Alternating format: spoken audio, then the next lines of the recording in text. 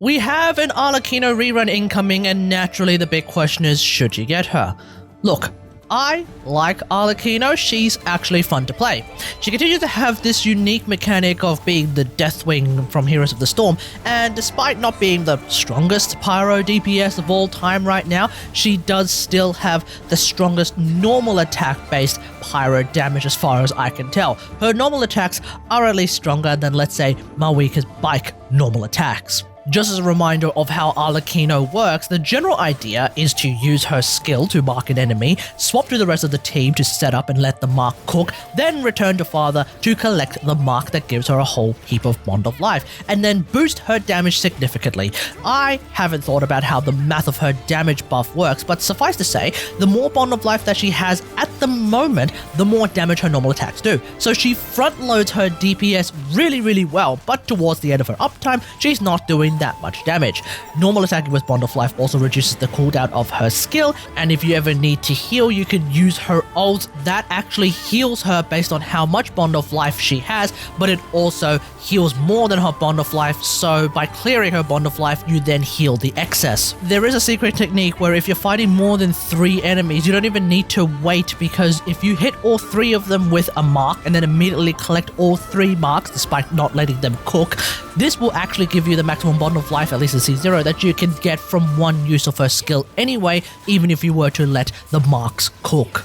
And with her unique mechanic, Hoyo really have managed to create a boss in the Stygian Onslaught known as the Frost Operative, but I call her Yseut the Local Legend, whose entire boss fight mechanic is only completely useful for Arlecchino and nobody else. Not even Chlorad, who I guess could take it as a tankiness buff, but not really a DPS buff like Father can.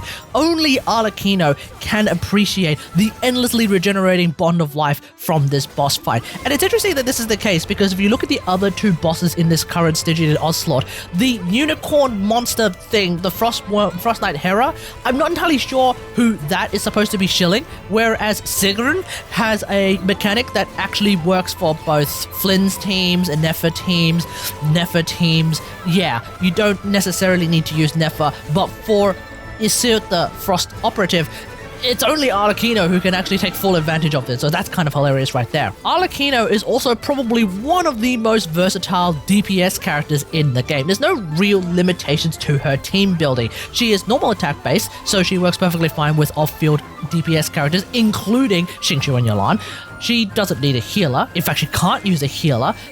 She heals herself instead, and she doesn't need Night Soul characters to build something like Fighting Spirit, nor does she need Nordcry characters to make use of her kit through Ascendant Gleam mechanics. She can, of course, play in teams that are using Ascendant Gleam though, so, you know, just make sure that we understand that perfectly. And depending on how you've built Father, she can be perfectly strong in a variety of not Vape, not Melt teams as well. However, we are nearing the end of 2025. We're getting into Nordcry, we're in the thick of it, and the thing is, there's 2 Pyro characters in particular who I think are particularly strong reasons not to get Arlecchino if you can't afford them, and that is, of course, Mavuika and Durin. Mavuika continues to be the most absurdly strong Pyro DPS character in the game, when she is, of course, donut hunting on her bike, that is.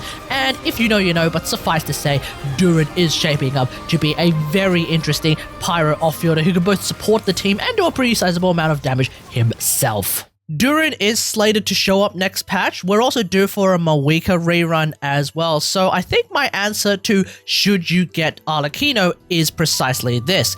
If you really like Arlecchino, if everything I mentioned about her that's great for her really appeals to you, then yes, you should probably get Arlecchino. But if you can only afford one character in the next few patches for whatever reason, and Arlecchino isn't, let's say, your one true love, then sure, skipping her does in fact make a lot of sense. In favor of either Mavuika or Durin, well, that's going to depend on which characters you have also grabbed. Hello everyone, welcome back.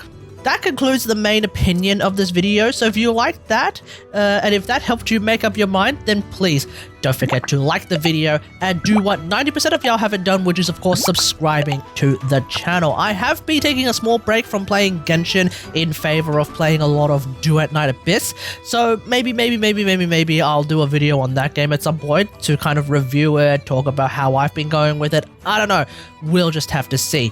So ringing that bell icon can at least get you notified of that latest content on the channel. Alright, let's update ourselves on the usual things to do with character reruns. Arlecchino's last rerun was in the second half of version 5.3, the Mavuika Citlali patch, so there's been quite a few new characters since then. Of note are, of course, Citlali, just a brief mention for Melt Arlecchino mains. Also PMC, who can actually get a scroll buff for Arlecchino in some teams where perhaps that's going to be a little bit tricky. Lanyan also makes a strong shield, I'm told, plus you also get Viritus and Venera. Iansan is Arlecchino's strongest buffer, especially in a team with Xilonen, and it's not hard to maintain that Night Soul meter for Iansan as well. Escoffier theoretically works in a Melt Arlecchino team, but ew, that's a little bit of a waste of Escoffier's kit. Instead, I think the bigger thing with Escoffier's release is, of course, her signature weapon, the Fork, Symphonist of Sense, which is what makes Iansan stronger than Bennett in Father's teams. And then, of course, there's Ineffa and Aino. They have actually introduced Lunar OverVape teams. If you want to play Ascendant Gleam, then, of course, you want to use Aino at the present moment. Otherwise, Nascent Gleam actually is kind of fine for the most part. And I guess if you're feeling freaky, there is, of course, Burgeon teams with Lauma. Arlecchino continues to collect teammates to play with, so let's have a look at my favorite teams to play with her. First off, let's talk about Vape. I don't actually play Vape Arlecchino all that much these days, oddly enough, because I tend to play Vape teams with the Shilling Iansan core, if you will, and so because of that, I could just easily swap Father for Mavuika, Yalad for Farina, and then suddenly I'm playing Vape Mavuika instead. But still, you know, this is an option that occasionally I might dabble in. Vape Arlecchino is still probably one of the most satisfying Arlecchino teams in the game, so you know, it is what it is. Lunar OverVape does seem to be an option that I might play a little bit more of, and Aino does seem to be maybe kind of enough Hydro up for the time being. Maybe Columbina will be a huge buff for this team. We'll just have to see. And then, of course, we have Overload teams. I do find myself playing Overload the Higher more than I do play Overload Arlecchino, but that's just personal preference. This team actually works really, really well for her. And then we have Burning teams. Look, I have actually been playing a lot more Arlecchino in this kind of team lately. It's not that I couldn't just replace her with any of the other Pyro DPSs that I have. It's just that for some reason, this team seems to speak to me, and I really like playing Arlecchino in this team. I don't know why, it just works. It is what it is.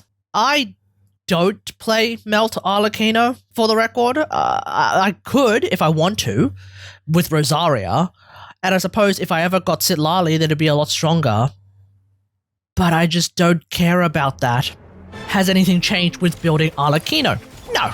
When it comes to weapons, neither Flynn's or Ineffa's signature spears are useful on her, at best as stat sticks. Her signature scythe remains her best in slot. In Vape and Melt team, Staff of Scarlet Sands is her other very strong 5-star option.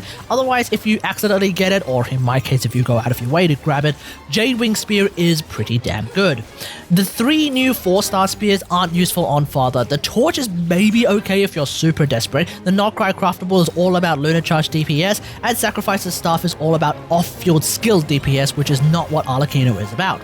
If you're a Battle Pass player, Battle of the Fjords is pretty much the way to go, especially for those reaction teams. As it turns out, it is in fact stronger than Primordial Jadewing Spear in these reaction teams, but Primordial Jadewing Spear is a lot stronger in, let's say, a Burning team or an Overload team for very obvious reasons.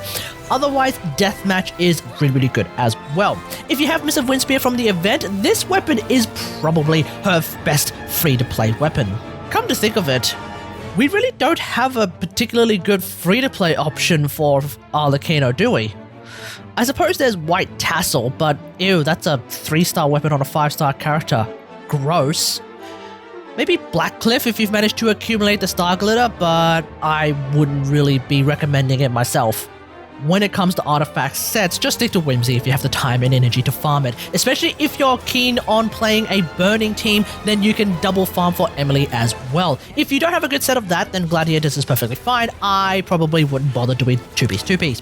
Her artifact stats are pretty straightforward as well. Attack, Pyro, Crit, that's pretty much the way to go.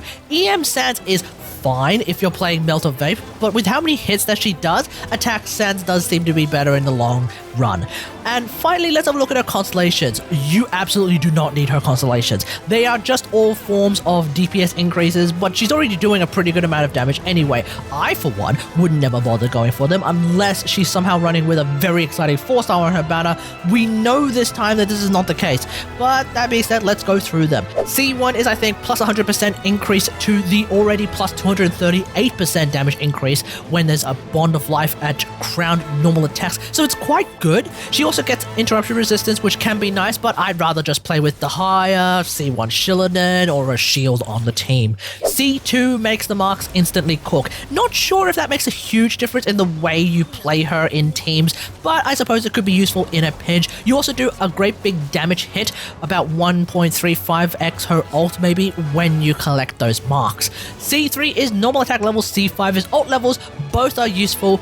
Yes, both are useful. Her C5 is actually quite useful. C4 makes it so that when you collect a mark, you get some energy back as well for her ult. I've never had energy problems with Arlecchino, nor do I ever find myself in a situation where I'm in such an emergency that I actually need to heal her regularly or else she dies. Even in Farina teams, she seems perfectly sustainable as is. So yeah, this has not really been a problem, so I don't think her C4 is all that useful. And then finally we have C6, which is of course the standard crazy high damage buff. So that's Arlecchino. She's still pretty damn strong and plenty versatile, and building her seems to be pretty easy for the most part. I don't have any regrets in getting her even now, and hell, I guess even if one day she somehow ends up not being strong enough to clear content somehow, well, if you know, you know, but it does seem like Hoyoverse is not afraid of buffing older characters, so maybe that will happen one day. We'll just have to see. Outside of simply not being able to afford more characters, I personally not really seeing a particularly strong reason to not get Arlecchino, but you know, we have Durin, we have Mavuika incoming. Yeah, I could see that reason of pausing, but it doesn't seem like a particularly strong reason to skip her if you can afford all of them. Let me know what you think about all of this in the comments below. Are you getting Arlecchino, or maybe you're not because you already have her? Let me know in the comments. Otherwise, hope you guys enjoyed this. If you like this video, hit that like button, subscribe for more Genshin Impact action, and until next time, I'll see you guys later. Thanks for watching. Bye. Is it my turn now? With these rising flames.